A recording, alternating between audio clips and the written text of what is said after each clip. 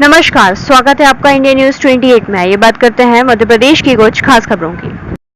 काली पट्टी बांधकर मुस्लिमों ने नमाज अदा की।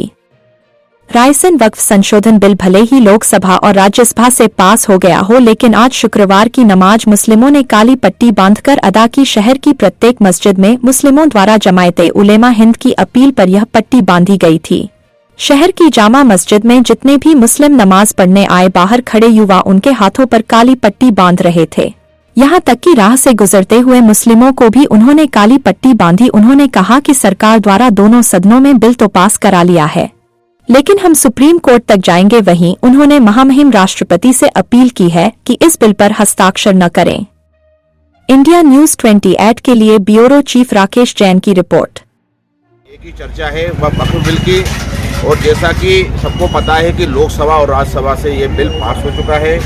पिछले जुमे की नमाज भी मुस्लिमों ने काली पट्टी बांधकर अदा की थी, और इस बार भी शहर की हर मस्जिद में मुस्लिमों ने काली पट्टी बांधकर नमाज अदा की है। उनका कहना है ये बिल भले ही लोकसभा या राज्यसभा में पास हो गया हो, इसके बाद हम सुप्रीम कोर्ट तक जाएंगे। मैं राकेश सिंह। आज काली पट्टी को बांधी आप लोगों ने? आज काली पट्टी जो हमारे खिलाफ संसद में काला कानून पास हुआ है, हम उसकी पुरजोर मुखालिफत करते हैं। ये हमारी जमीयत उलमा हिंद जो मुसलमानों की रहनुमाई करती है और मुसलमानों की सबसे बड़ी जमात है, उसने हमें हुक्म दिया कि आज एहतजाज के साथ, शांति के साथ ये काली पट्टी बांधना है, और हम इसके लिए अपने हक के लिए मानने सुप्रीम कोर्ट जाएंगे, क्योंकि संसद में जो कानून पास हुआ है वो हमारे खिलाफ हुआ है। हम इस कानून को एक्सेप्ट नहीं करते। हम माननीय न्यायालय का दरवाजा खटखटाएंगे अपने हक के लिए।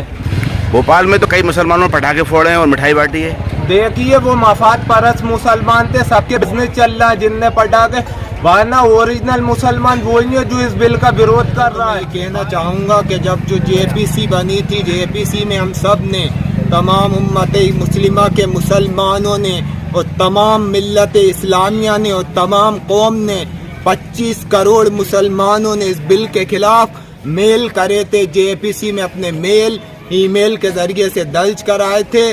दूसरी बात मैं ये कहना चाहूँगा कि लोकसभा में जब आप तादाद की बुनियाद पर और जब आप हुकूमत की बुनियाद पर ये बिल पास कर नहीं था, तो ये आपको ढकोसला करने की और ये आपको दिखावा करने की कोई ज़रूरत नहीं थी।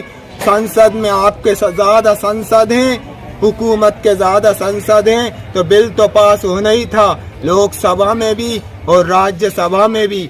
अब इस बिल पे सिर्फ माननीय द्रौपदी मुर्मू जी, माननीय राष्ट्रपति जी के सिग्नेचर के बाद ये बिल कानून में तब्दील हो जाएगा।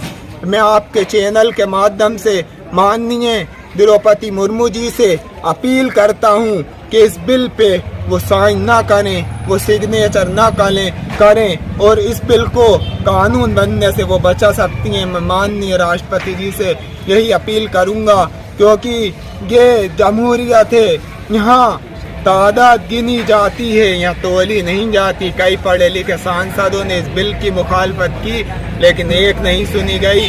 वहीं दूसरी तरफ जो अल्पसंख्यक मोर्चा के, जो अल्पसंख्यक विभाग के किरण रिजिजू जी ने कहा कि इसमें हम गैर मुस्लिमों को, 4 गैर मुस्लिमों को शामिल करेंगे, और दूसरी तरफ माननीय हमारे अमित शाह जी जो गृह मंत्री हैं इस मुल्क के, उन्होंने कहा कि हम कोई गैर मुस्लिम शामिल नहीं करेंगे।